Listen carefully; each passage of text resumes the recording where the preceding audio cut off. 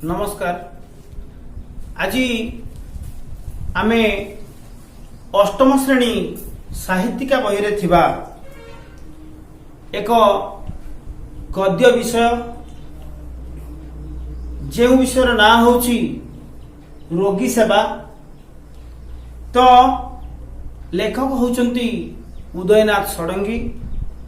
तो सही विषय आज आमे द्वितीय कालांश आरंभ करुचु।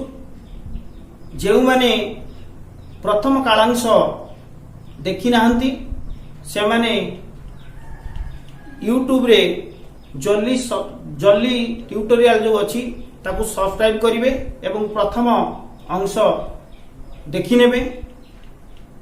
एवं एथि सहित आज द्वितीय कालांश आमे आरंभ करुचु।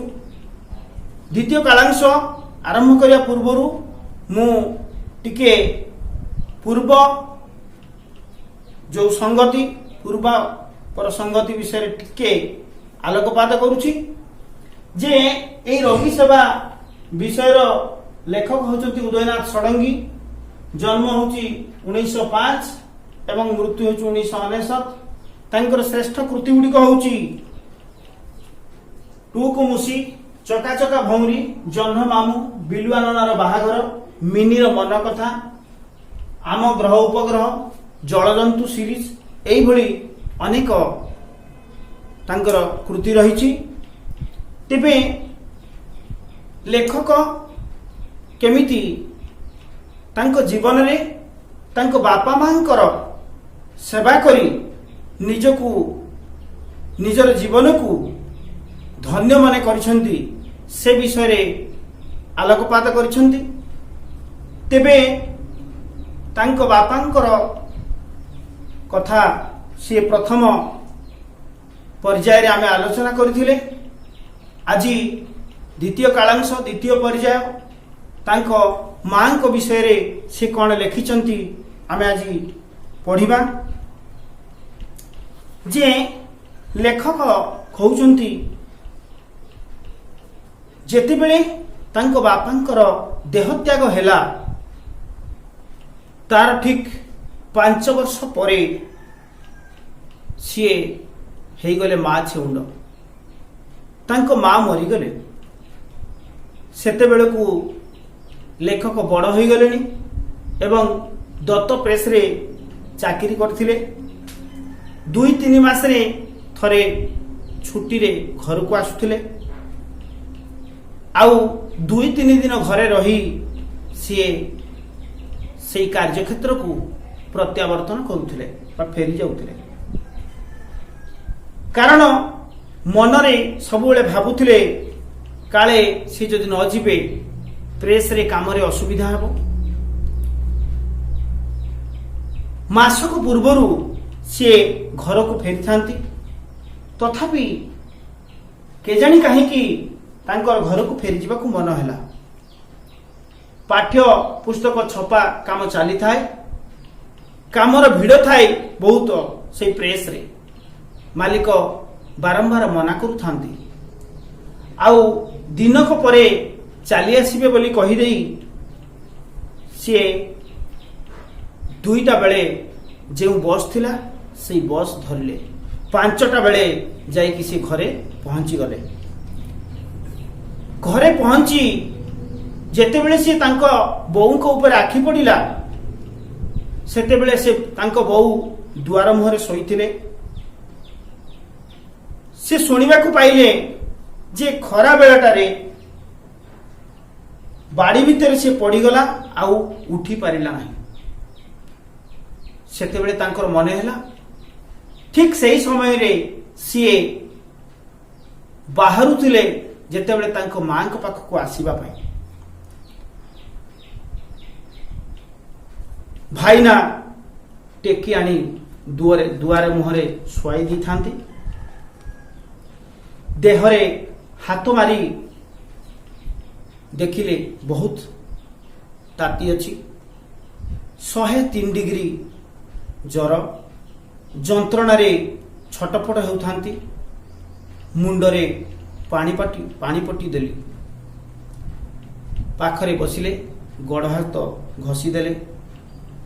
ଯେତେବେଳେ ତାତି ଟିକେ କମିଲା, ବୋହୂମାନଙ୍କୁ ଡାକି ବୋଉ ବରାଦ ଦେଲା, ପୁଅକୁ ଖାଇବାକୁ ଦିଅ। ଟିକିଏ ଆଶ୍ୱସ୍ତ ହୋଇଗଲି। ଥରକୁ ଥର ଜିଦ୍ କରିବାରୁ ସେଇ ଶଯ୍ୟା ପାଖରେ ବସି ମୁଁ ଖାଇଲି। ରାତି ଯେତେବେଳେ ହେଲା, ସେତେବେଳେ ସିଏ ସଂଜ୍ଞାହୀନ ହୋଇଗଲେ।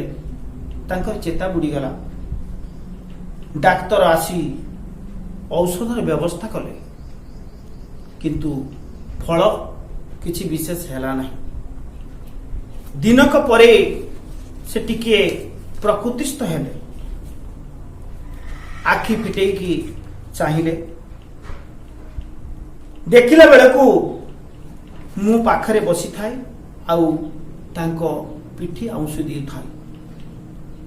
ହାତ ହଲେଇକି ସେ ମୋତେ ତା ପାଖକୁ ଡାକିଲା। ମୁହଁ ପାଖକୁ ଘୁଞ୍ଚି ଆସିଲି। ମୁଣ୍ଡରେ ହାତ ବୁଲାଉ ବୁଲାଉ କାନ୍ଦି ପକେଇଲା ଆଉ ଖନେଇ ଖନେଇ କହିଲା, ମୋ ଧନକୁ କିଏ ଆଣିଲାଟି? ରାତିକୁ ବେଶ୍ ସୁସ୍ଥ ବୋଧ କଲା। ଡାକ୍ତର ଆଶ୍ୱାସନା ଦେଲେ, ଔଷଧ ନିଶ୍ଚୟ କାଟୁ କରିଛି, ଆଉ ଅନ୍ତତ ପକ୍ଷେ ଆଶଙ୍କା ନାହିଁ। ପରଦିନ ସକାଳ ହେଲା। ଟିକେ ପ୍ରଫୁଲ୍ଲ ଦେଖାଗଲା।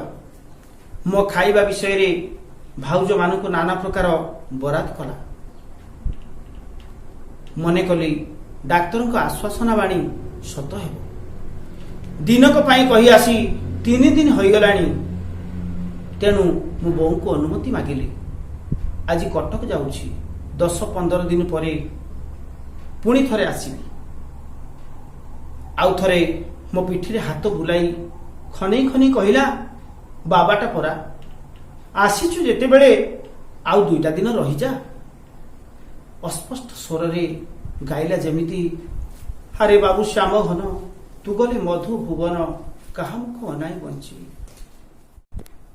ଆଉ ବୋଉର ସେଇ ସ୍ନେହପୂର୍ଣ୍ଣ ଆଦେଶକୁ ମୁଁ ଭାଙ୍ଗି ପାରିଲିନି।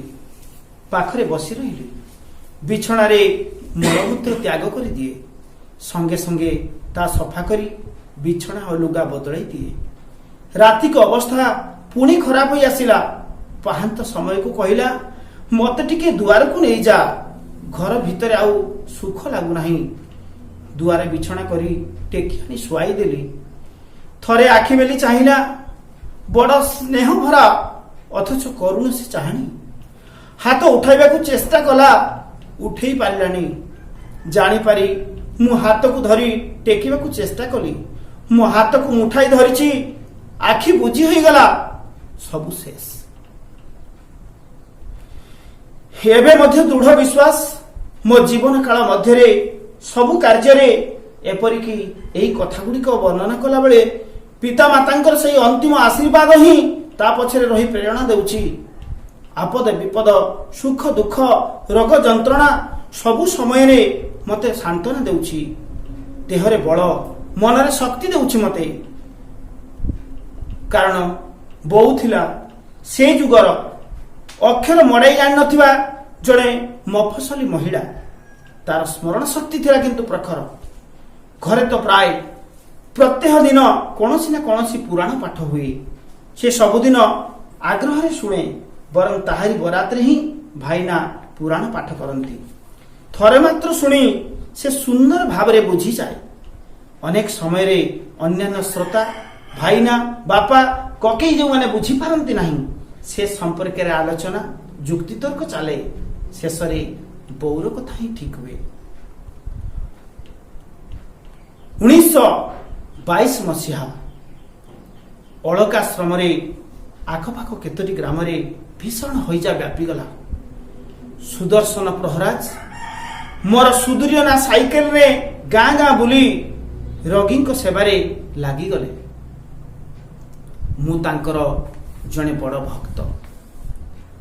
ଘର ଘର ବୁଲି ସାଙ୍ଗରେ ଯାଇ ରୋଗୀଙ୍କ ଅବସ୍ଥା ଦେଖୁଥିଲୁ। ଡାକ୍ତରଖାନାରୁ ଔଷଧ ନେଇ ଖାଇବାକୁ ଦଉଥିଲୁ। ଗୁରୁତର ରୋଗୀମାନଙ୍କୁ ଡାକ୍ତରଖାନାରୁ ଆଣିବାର ବ୍ୟବସ୍ଥା ମଧ୍ୟ କରୁଥିଲୁ। ସାନିଟାରୀ ଇନ୍ସପେକ୍ଟରଙ୍କୁ ଧରି କୂଅ, ପୋଖରୀ ଏସବୁ ବିଶୋଧନ କରାଉଥିଲୁ। ଅନେକ ସମୟରେ ଶାଗୁ ପାଣି ତିଆରି କରି ସଙ୍ଗରେ ନେଉଥିଲୁ। ଗରିବ ମାନଙ୍କର ତାହା ପଥି ହେଉଥାଏ। ଆଶ୍ରମରୁ ସକାଳୁ ବାହାରି ଗଲେ ଦିନେ ଦିନେ ଫେରିବାକୁ ରାତି ବେଶୀ ହେଇଯାଏ। କିନ୍ତୁ ଶ୍ରୀଯୁକ୍ତ ଗୋପବନ୍ଧୁ ଚୌଧୁରୀଙ୍କର କଡ଼ା ତାଗିଦା ଥାଏ, ସନ୍ଧ୍ୟା ପୂର୍ବରୁ ଫେରିବ। ଆଶ୍ରମ ଭିତରକୁ ଯିବା ପୂର୍ବରୁ ଗୋଡ଼ ହାତ ଫିନାଇଲ ପାଣିରେ ଧୋଇବ, ଗରମ ପାଣିରେ ଗାଧେଇବ। ସୁଦର୍ଶନ ପ୍ରହରାଜ ସେ ହେଉଛନ୍ତି ଜଣେ ବଳିଷ୍ଠ, କର୍ମଠ ଏବଂ ପରଦୁଃଖ କାତର ବ୍ୟକ୍ତି। ସେ ଯେତେବେଳେ କାମରେ ଲାଗି ପଡ଼ନ୍ତି ଭୋକ ଶୋଷ ଭୁଲି ଯାଆନ୍ତି। ସେ ଶୀତ, ବର୍ଷା, ଜୁନ ମାସରେ ଟାଣ ଖରା ତାଙ୍କୁ କେବେ କାମରେ ବାଧା ଦେଇପାରେ ନାହିଁ। ଏଭଳି ଗୁରୁ ପାଖରେ ଶିଷ୍ୟଙ୍କୁ ତ୍ରାହି ମିଳିବା ସମ୍ଭବ ନୁହେଁ। ତେଣୁ ନିରଳସ ଭାବରେ ହିଁ ଖଟିବାକୁ ପଡୁଥାଏ। ସେଥିରେ ମନରେ ଦୁଃଖ ନ ହୋଇ ବରଂ ଆନନ୍ଦ ମିଳୁଥାଏ। ସତ୍ୟବାଦୀ ସ୍କୁଲରେ ତ ରୋଗୀ ସେବା ପାଠ୍ୟର ଗୋଟିଏ ଅଙ୍ଗ ଥିଲା। ଛୋଟ ଛୋଟ ପିଲାମାନେ ଯେତେବେଳେ ତାଙ୍କ ଦେହରେ କାଛୁରେ ପୁରି ଯାଇଥାଏ, ସକାଳେ ନିମ୍ବ ପତ୍ର ସିଝା ଗରମ ପାଣିରେ ଆଚାର୍ଯ୍ୟ ମହାଶୟ ନିଜେ ତାହା ଧୋଇ ସଫା କରି ଦିଅନ୍ତି। କଷ୍ଟ ହେଉଥିଲେ ମଧ୍ୟ ତାଙ୍କ ଆଗରେ ମୁହଁ ବିକୃତ କରିବାକୁ ପିଲାମାନଙ୍କୁ ଲାଜ ଲାଗେ। ଆଚାର୍ଯ୍ୟ ମହାଶୟ ଏଭଳି କଥା ସବୁ କହି ପିଲାଙ୍କୁ ମନକୁ ଏମିତି ସରସ କରିଦିଅନ୍ତି ଯେ କାଛୁ ଧୁଆ କଷ୍ଟ ସେ ପିଲାମାନେ ଜାଣିପାରନ୍ତି ନାହିଁ। ପାଳି ଅନୁସାରେ ଜଣେ ଲେଖାଏଁ ପିଲା ପ୍ରତିଦିନ ରୋଗୀ ସେବା କରିଥାନ୍ତି। ଯାହାର ପାଳି ତାର କାମ ହେଉଛି ସକାଳେ ଗୋଟିଏ ଛୋଟ ଗ୍ଲାସରେ କିଛି କିଛି ନିମ ଛେଲି ବା ଚିରେଇତା ସିଝା ପାଣି ପ୍ରତି ପିଲାକୁ ଦେବ। ଯେତେ ବଡ଼ ଅରୁଚିକର ହେଇଥିଲେ ମଧ୍ୟ କାହାରି ନ ଖାଇବାକୁ ସାଧ୍ୟ ନଥାଏ। ରୋଗୀ ସେବକ ଆଚାର୍ଯ୍ୟ ମହାଶୟଙ୍କୁ କହିଦେବ ଯେ, କିନ୍ତୁ ଯେ ସମସ୍ତଙ୍କୁ ଖୁଆଏ ସେଦିନଟା ତାର ଭାରି ଆନନ୍ଦ। କାହିଁକି ନା ସେ ନିଜେ ଖାଏ ନାହିଁ, ତା କଥା ଆଚାର୍ଯ୍ୟ ମହାଶୟଙ୍କୁ କହିବାକୁ ତ କେହି ନାହିଁ ନା। ଛାତ୍ରାବାସର କୌଣସି ପିଲା ଯେତେବେଳେ ଜ୍ୱର କିମ୍ବା ବେମାରରେ ପଡ଼େ, ତା ପାଖରେ ରାତିଦିନ ବସି ରହି ତାର ସେବା କରିବାକୁ ପଡ଼େ। ଡାକ୍ତରଖାନାରୁ ଔଷଧ ଆଣି ଠିକ୍ ସମୟରେ ତାକୁ ଖୁଆଇବା, ନିର୍ଦ୍ଦିଷ୍ଟ ବେଳାରେ ଦେହର ଉତ୍ତାପ ମାପି ଚାର୍ଟରେ ପୂରଣ କରିବା, ଦୁଧ, ବାର୍ଲି, ଶାଗୁ, ପସାରୁଣୀ ପତ୍ର ସଂଗ୍ରହ କରି ଆଣି ପଥି କରାଇବା ହେଉଛି ତାର ଦାୟିତ୍ୱ ଥାଏ। ଯାହାର ଯେଉଁଦିନ ପାଳି ସେଦିନ ସେ ନିଷ୍ଠାର ସହିତ এই କାମ ସବୁ ସମ୍ପାଦନ କରେ। ଏପରିକି ରୋଗୀର ମୁଣ୍ଡ ଗୋଡ଼ ଚିପି ଦେବା, ଝାଡ଼ା ପରିସ୍ରା ବିଛଣାରେ ହୋଇଗଲେ ତାହା ସଫା କରିବାକୁ ସେ ତିଳେ ମାତ୍ର କୁଣ୍ଠାବୋଧ କରିନଥାଏ। ପାଠ ପଢ଼ିବା ସଙ୍ଗେ ସଙ୍ଗେ ପିଲା ଏହି ସେବା କାର୍ଯ୍ୟରେ ଅଭ୍ୟସ୍ତ ହୋଇଯାଏ। ଅନ୍ୟାନ୍ୟ ସ୍କୁଲ ଠାରୁ ସତ୍ୟବାଦୀ ସ୍କୁଲର ଯେ ବିଶେଷତ୍ୱ ଥିଲା, ଏହି ରୋଗୀ ସେବା ହେଉଛି ସେ ମଧ୍ୟରୁ ଅନ୍ୟତମ। ତେଣୁ ଏହି ବିଷୟରୁ ଆମେ ଅବଗତ ହେଇଥାଉ। ବର୍ଷକରେ ଥରେ ରଥଯାତ୍ରା ହୁଏ। ତେଣୁ ଯେତେବେଳେ ରଥଯାତ୍ରା ସମୟରେ ପୁରୀରେ ଅନେକ ଯାତ୍ରୀଙ୍କର ପ୍ରବଳ ଭିଡ଼ ଜମି ରହିଥାଏ, ସେହି ମାନଙ୍କ ସହିତ ସତ୍ୟବାଦୀ ସ୍କୁଲ ପିଲାମାନଙ୍କ ଉପରେ ସେ ଦାୟିତ୍ୱ ନ୍ୟସ୍ତ କରିଥାନ୍ତି। ଲକ୍ଷ ଲକ୍ଷ ଯାତ୍ରୀ ସମାଗମ ପୁରୀରେ ହୋଇଯା ବେଳେ ବେଳେ ଦେଖାଦିଏ। ସେଥିପାଇଁ ଯାତ୍ରୀମାନଙ୍କୁ ସାହାଯ୍ୟ କରିବା ଆଉ ରୋଗୀମାନଙ୍କ ସେବା କରିବା ପାଇଁ ଜିଲ୍ଲା ମାଜିଷ୍ଟ୍ରେଟ କ'ଣ କରିଥାନ୍ତି ନା ଏହି ସତ୍ୟବାଦୀ ସ୍କୁଲକୁ ସ୍କୁଲରୁ ବହୁତ ସଂଖ୍ୟକ ସ୍ୱେଚ୍ଛାସେବକ ସେଠାକୁ ଯାଇଥାନ୍ତି। ସେମାନଙ୍କର ରହିବା ଖାଇବାର ସୁବନ୍ଦୋବସ୍ତ ମଧ୍ୟ ସରକାରଙ୍କ ପକ୍ଷରୁ କରାଯାଇଥାଏ। ଜଣେ ଡାକ୍ତର ମଧ୍ୟ ତାଙ୍କ ପାଇଁ ଖଞ୍ଜା ହୋଇଥାନ୍ତି। ଆଉ ଲେଖକଙ୍କୁ ସେଇ ଦୁଇଟି ରଥଯାତ୍ରାରେ ସ୍ୱେଚ୍ଛାସେବକ ହେବାର ସୁଯୋଗ ମିଳିଥିଲା। ତେଣୁ ଏଇ ଥିଲା ରୋଗୀ ସେବା ବିଷୟର ଲେଖକ ଉଦୟନାଥ ଷଡ଼ଙ୍ଗୀଙ୍କର ଏକ ଜୀବନ୍ତ ରୋଗୀ ସେବା, ଯେଉଁଟାକି ସିଏ ସତ୍ୟବାଦୀ ସ୍କୁଲରେ ପାଠ ପଢୁଥିଲା ବେଳେ ରୋଗୀ ସେବା କେମିତି କରାଯାଏ ସେ ବିଷୟରେ ପିଲାମାନଙ୍କୁ ଦେଇଥିବା ତାଲିମ, ସେହି ସ୍କୁଲରେ ପଢିବା ସମୟରେ ଅତି ଜୀବନ୍ତ ଭାବରେ ସେ କେମିତି ଏହି ସେବା କାର୍ଯ୍ୟ ସମ୍ପାଦନ କରୁଥିଲେ ଏବଂ ଯେଉଁ ସେବା କାର୍ଯ୍ୟ ଶିକ୍ଷା କରିବା ପରେ ତାଙ୍କ ବାପା ମାଙ୍କର ସେବା ସେ ନିଜେ ସମ୍ପାଦନ କରିଥିଲେ। ତେଣୁ ମାନବ ସେବା ହେଉଛି ମାଧବ ସେବା ବା ନର ସେବା ନାରାୟଣଙ୍କ ସେବା ସଙ୍ଗେ ସମାନ। ତେଣୁ ଏଇ ଯୋଉ ସେବା ହେଉଛି ମଣିଷର ପରମ ଧର୍ମ। ଆଉ ଏହି ସେବା କଲେ ଯୋଉ ଆନନ୍ଦ ମିଳିଥାଏ ସେଇ ଅନୁଭବ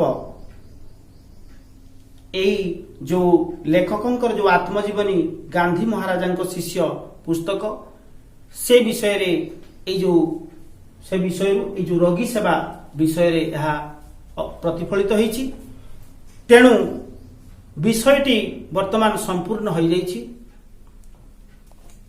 ଏହାର ପ୍ରଶ୍ନ ଉତ୍ତର ଆମେ ପରବର୍ତ୍ତୀ କାଳାଂଶରେ ଆଲୋଚନା ରଖିବା। ତେଣୁ ସମସ୍ତଙ୍କୁ ମୋର ବିନମ୍ର ଅନୁରୋଧ, ଏହି ପାଠଟିକୁ ଭଲ ଭାବରେ ଯତ୍ନର ସହିତ ଅଧ୍ୟୟନ କରିବା ସଙ୍ଗେ ସଙ୍ଗେ ନିଜକୁ ସେବାବ୍ରତୀ କରି ତୋଳି ଜୀବନକୁ ସାଫଲ୍ୟ କରିବେ। କାହିଁକି ନା ଲେଖା ଅଛି ପରୋପକାରାୟ ଇଦମ୍ ଶରୀରମ୍। ତେଣୁ ଏ ଶରୀରଟା ଏଇ ଅନ୍ୟମାନଙ୍କ ପାଇଁ ହିଁ ଉଦ୍ଦିଷ୍ଟ ହୋଇଛି। ତେଣୁ ଉଦୟନାଥ ଷଡ଼ଙ୍ଗୀଙ୍କର ଏହି ଲେଖା ଅତ୍ୟନ୍ତ ହୃଦୟସ୍ପର୍ଶୀ ଏବଂ ମନମୁଗ୍ଧକର ଅଟେ। ଏଥିସହିତ ଆଜିର କାଳାଂଶକୁ ଏଇଠି ବିରାମ ଦେଉଛି। ନମସ୍କାର।